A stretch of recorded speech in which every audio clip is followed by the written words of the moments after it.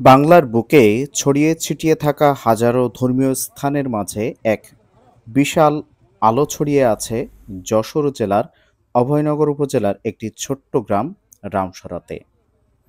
এখানেই অবস্থিত এক অনন্য ধর্মীয় এবং সাংস্কৃতিক ঐতিহ্য শ্রী শ্রী রূপ সনাতন স্মৃতিতীর্থ, যেটি আমরা সবাই রামসরা মন্দির নামেই চিনে থাকি। এই রামসরা গ্রামটি যশোর জেলার অভয়নগর উপজেলার অন্তর্গত সুন্দলী ইউনিয়নের অন্তর্ভুক্ত।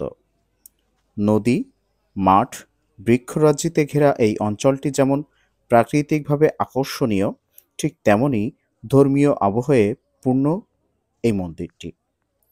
মন্দিরটি আমরা যতটুকু জেনেছি মোটামুটি ৭.৫ একর জায়গা জুড়ে নির্মিত এবং এই মন্দিরটির চারপাশ জুড়ে সবুজ গাছপালা, ফুলের বাগান, পুকুর এবং মুক্ত বাতাসের এক অপূর্ব আধ্যাত্মিক শান্তি এনে দেয়।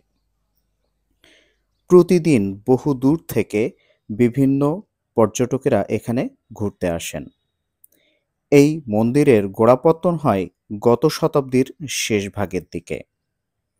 ১৯৮৫ সালে কিছু ভক্তের ভাবনায় শুরু হয় এই রামসরা মন্দিরটি।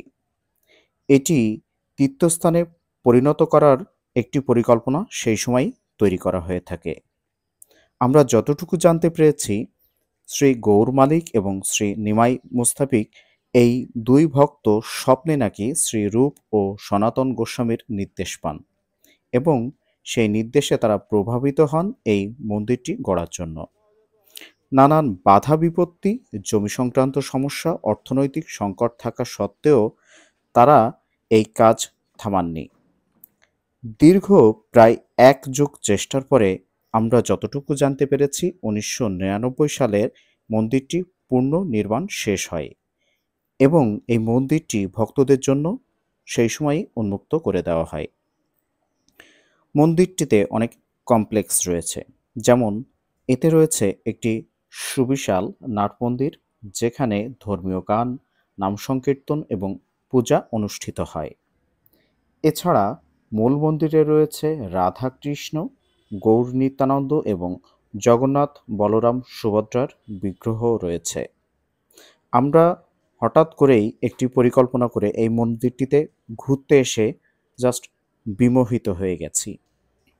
দর্শনার্থীদের জন্য নির্মিত হয়েছে এই মন্দিরের ভিতরে এই পরিক্রমা পথ, ধর্মশালা, প্রসাদ বিতরণ কেন্দ্র এবং একটি সাংস্কৃতিক মঞ্চ। আমরা এই মন্দিরটি পরিক্রমা করার মতো সৌভাগ্য আমাদের হয়েছিল। এখানে প্রতি বছরই বার্ষিক বিভিন্ন উৎসব এবং ধর্মীয় আচার অনুষ্ঠানটি অত্যন্ত জাঁকজমকের সাথে পালিত হয়ে আসছে। রামসরা মন্দির মোটামুটি প্রায় সারা বছর জুড়ে নানান ধরনের উৎসব এবং ধর্মীয় আচার অনুষ্ঠানে মুখরিত থাকে। এর ভিতরে কয়েকটি উল্লেখযোগ্য অনুষ্ঠান আছে, যেমন শ্রী শ্রী জগন্নাথ দেবের রথযাত্রা, যেটি কিছুদিন আগেই অনুষ্ঠিত হয়ে গেল। এখানে আসলে আপনার মন অনেকটা পরিবর্তন হয়ে যাবে। প্রতি বছর আষাঢ় মাসের দিকে আয়োজিত হয় এই ঐতিহাসিক রথযাত্রা। হাজার হাজার ভক্ত এই রথযাত্রায় অংশগ্রহণ করে থাকেন। রথটি রামসরা থেকে সুন্দলী ইউনিয়নের, আমরা যতটুকু জানতে পেরেছি, রাধা গোবিন্দ মন্দির পর্যন্ত টানা হয়ে থাকে, যার বিস্তৃতি প্রায় মোটামুটি ৫ কিলোমিটার পথের মতো। পথে পথে নাম সংকীর্তন, ধূপ-ধুনোর গন্ধ, ধর্মীয় আলোচনায় মুখর থাকে সেই সময় এই অঞ্চলটি।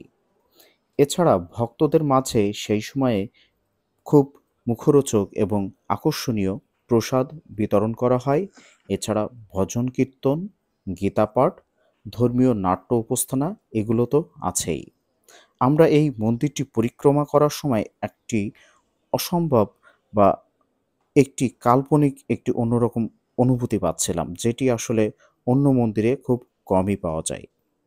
এছাড়া এই মন্দিরে কিন্তু আরও অনেক অনুষ্ঠান হয়ে থাকে, যেমন জন্মাষ্টমী, রাধাষ্টমী, গৌর পূর্ণিমা, নামহট্ট ইত্যাদি। এই জন্মাষ্টমী, রাধাষ্টমী, গৌর পূর্ণিমা, কার্তিক ব্রত সহ ইসকনের অনুসৃত প্রত্যেকটি প্রধান উৎসব এখানে কিন্তু খুব ধুমধামের সাথে বা উৎসব মুখর পরিবেশে পালন করা হয়ে থাকে। দেশের বিভিন্ন প্রান্ত থেকে এই ভক্তরা এখানে আসেন। এমনকি আমরা যতটুকু জানতে পেরেছি, দেখুন এখানে অনেক ধরনের অনেক মূর্তি বা ছবি রয়েছে, সেগুলো বিভিন্ন ইতিহাসের কথা বলে। আমরা আরও জানতে পেরেছি যে এই প্রতিষ্ঠানটিতে নাকি ভারত থেকেও অনেকেই উপস্থিত হন এর সৌন্দর্য উপভোগের জন্য। তো সুপ্রিয় দর্শক মণ্ডলী, আপনারা এই মন্দিরটি আপনাদের কেমন লাগছে অবশ্যই আপনারা কমেন্ট করে জানান। আর কে কে এই মন্দিরটিতে এসেছেন আর এসে কেমন লেগেছে সেটিও আমাদেরকে জানাতে ভুলবেন না। এই মন্দিরটি কিন্তু প্রাকৃতিক সৌন্দর্য এবং আধ্যাত্মিক শান্তির একটি জায়গা। মন্দির চত্বরটি শুধুমাত্র যে ধর্মীয় স্থান সেটি কিন্তু নয়, এটি প্রকৃতির কোলে গড়ে ওঠা একটি শান্তিপূর্ণ আশ্রয় হতে পারে। চারিদিকে ছড়িয়ে ছিটিয়ে থাকা গাছপালা, শীতল হাওয়া, পাখির ডাক এবং পবিত্র পরিবেশ সব মিলিয়ে এটি শুধু দর্শনার্থীদের জন্য নয়, ধ্যান সাধনার জন্যও এটি অত্যন্ত উপযুক্ত একটি স্থানও বটে। মন্দিরের ভিতরে বেশ কয়েকটি স্টল রয়েছে যেগুলো আমাদেরকে বিমোহিত করেছে, কারণ এই স্টলগুলো ছিল ওয়েল ডেকোরাইজড এবং আপনার পছন্দের প্রায় সব জিনিসই এখানে আপনি পাবেন মোটামুটি সুলভ মূল্যে। এবং এই দোকানটিতে যারা দায়িত্বে রয়েছেন তাদের ব্যবহারগুলো ছিল কিন্তু চমৎকার এবং জিনিসগুলো পছন্দ হওয়ারই মতো। আমার মনে হচ্ছিল যে আমি প্রায় সব কিছুই কম বেশি কিনে নিয়ে যাই। এই মন্দিরটি ধর্মীয় শিক্ষা এবং সম্প্রসারণের জন্য অত্যন্ত জনপ্রিয়। রামসুরা মন্দির যে শুধু পূজার কেন্দ্র সেটি কিন্তু নয়, এটি কিন্তু একটি শিক্ষা কেন্দ্র। আমরা যতটুকু জানতে পেরেছি, এখানে নিয়মিত গীতা পাঠ, ভগবত আলোচনা, হরিনাম সংকীর্তন এবং শিশু কিশোরদের জন্য ধর্মীয় এবং নৈতিক শিক্ষার দারুণ সব ব্যবস্থা আছে। তাছাড়া এই কেন্দ্রটি নিশ্চিন্তে বলতে পারি পর্যটকদের মনোযোগ আকর্ষণ করবে। প্রতিদিন স্থানীয় মানুষ ছাড়াও দেশের বিভিন্ন জেলা থেকে এমনকি বিদেশ থেকেও ভক্ত এবং পর্যটকেরা আসেন এখানে ভ্রমণে। তারা শুধু যে ধর্মীয় কাজেই আসেন সেটি কিন্তু নয়, বরং প্রাকৃতিক সৌন্দর্য উপভোগ, শান্তি লাভ এবং আধ্যাত্মিক জ্ঞান অর্জন করতেও তারা এখানে আসেন। রামসরা মন্দির যেন একটি জীবন্ত অধ্যায়, যেটি ভক্তি, সাহস, আস্থা, কর্মপ্রেরণার প্রতীক। অল্প সম্পদে বিশাল মন নিয়ে কিভাবে একটি আন্তর্জাতিক মানের তীর্থস্থান গড়ে তোলা যায়, রামসরা মন্দির কিন্তু তার জ্বলন্ত একটি উদাহরণ হতে পারে। তো সুপ্রিয় দর্শক মণ্ডলী, আপনাদের এই জায়গাতে আসার আমন্ত্রণ রইল এবং আপনারা যারা এসেছেন তাদের কেমন লেগেছে অবশ্যই কমেন্ট করে জানাবেন। আমার কিন্তু ব্যক্তিগত অনুভূতি অসাধারণ। আমার বারবার মনে হয় যে আমি সুযোগ পেলেই এই মন্দিরটিতেই চলে যাব, কিন্তু সময় স্বল্পতার জন্য আমরা হয়তো সবসময় যেতে পারি না। আর এখান থেকে আমরা বেশ কিছু পছন্দের জিনিস কিনেছিলাম। এমনকি এর পাশে বিভিন্ন খাবারের স্টলও রয়েছে। আপনি চাইলে সেখানে খেয়ে আপনারা বিশ্রাম দিতে পারবেন, বসারও সুন্দর জায়গা আছে। তো মন্দিরটি নিঃসন্দেহে আপনার ভালো লাগবে। রামসরা মন্দির যে শুধুমাত্র একটি ধর্মীয় স্থান সেটি কিন্তু নয়, এটি বাংলাদেশের তীর্থ ধার্মিকতা, ঐতিহ্য এবং সংস্কৃতির এক জীবন্ত প্রমাণ। ইসকনদের যে প্রতিষ্ঠাতা রয়েছে বা তাদের যে কমিটিরা রয়েছেন তাদেরকে অন্তরের অন্তঃস্থল থেকে ধন্যবাদ যে আসলে এত সুন্দর একটি মন্দির বাংলাদেশে তারা আয়োজন এবং পরিপাটি বা ম্যানেজমেন্ট করে রেখেছেন, সেটি কিন্তু অবশ্যই গর্বের একটি বিষয়। তো সুপ্রিয় দর্শক মণ্ডলী, কারা কারা এই মন্দিরটিতে এসেছেন সেটি অবশ্যই কমেন্ট করে জানান। তো মন্দিরটিতে ঢুকতে তেমন কোনো প্রবেশ মূল্য নেই, তবে আপনি খাবার বা কেনাকাটার জন্য বা প্রসাদ পেতে হলে আপনাকে কিছু পে করতে হবে। এমনকি আরও জানতে পেরেছি যে দুপুরবেলায় যদি আপনারা এসে এখানে প্রসাদ পেতে চান, সেটি যদি আগে থেকে আপনারা তাদেরকে ফোন করে জানান সেক্ষেত্রে সেটিও কিন্তু আপনারা পেতে পারেন। এই যে জায়গাটি, এখানে হচ্ছে বিভিন্ন স্টল রয়েছে, বিভিন্ন খাবার এবং এমন সব খাবার আপনারা এখানে পেয়ে যাবেন যেগুলো আসলে সচরাচর মনে হয় আপনারা খাননি। সবকিছু ভেজ আইটেম, অর্থাৎ নিরামিষ বিভিন্ন খাবার এখানে কিন্তু আহ, আপনি টাকার বিনিময়ে পেয়ে যাবেন এবং সেগুলো সবগুলোই কিন্তু মুখরোচক।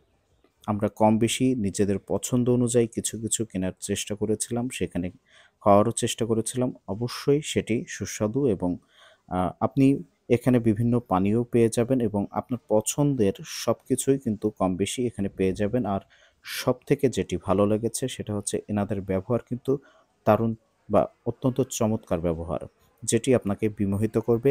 এমনকি পরবর্তীতে যে বিভিন্ন অনুষ্ঠান ছিল সেখানে তারা আমাদেরকে আমন্ত্রণ জানিয়েছে পরবর্তীতে আসার জন্য। দেখুন, এই স্টলটিতে অনেক ভিড়, প্রচুর পরিমাণে বেচাকেনা হয়। একটি স্টল কিন্তু যথেষ্ট মানসম্মত জিনিস না বিক্রি করলে সেটি কিন্তু এত ভিড় থাকার কথা নয়। তো সুপ্রিয় দর্শক মণ্ডলী, ভিডিওর শেষে আমরা বলতে চাই যে রামসর মন্দির কিন্তু শুধুমাত্র একটি ধর্মীয় স্থান সেটি কিন্তু নয়, এটি বাংলাদেশের তীর্থধার্মিকতা, ঐতিহ্য এবং সংস্কৃতির এক প্রাণবন্ত প্রমাণ। এখানকার প্রতিটি ইট পাথরে মিশে আছে ভক্তির উষ্ণতা, ঈশ্বরের উপস্থিতি। যারা জীবনে কিছু সময় প্রকৃতির মাঝে বসে আত্মজিজ্ঞাসায় ডুবে যেতে চান তাদের জন্য রামসর মন্দির একটি অপরিহার্য স্থান। আপনার যদি এই প্রতিবেদন থেকে কোনোটা খারাপ মনে হয় বা ব্যক্তিগত কোনো মতামত থাকে সেটি অবশ্যই কমেন্ট করে জানাতে পারেন। কারণ আমি কিন্তু প্রফেশনাল তেমন কেউ কোনো ভিডিও কন্টেন্ট ক্রিয়েটর না। তারপরেও আমি আমার যতটুকু তথ্য জোগাড় করতে পেরেছি সে অনুযায়ী আপনাদেরকে জানানোর চেষ্টা করলাম। তো সবাই ভালো থাকবেন, সুস্থ থাকবেন। ধন্যবাদ।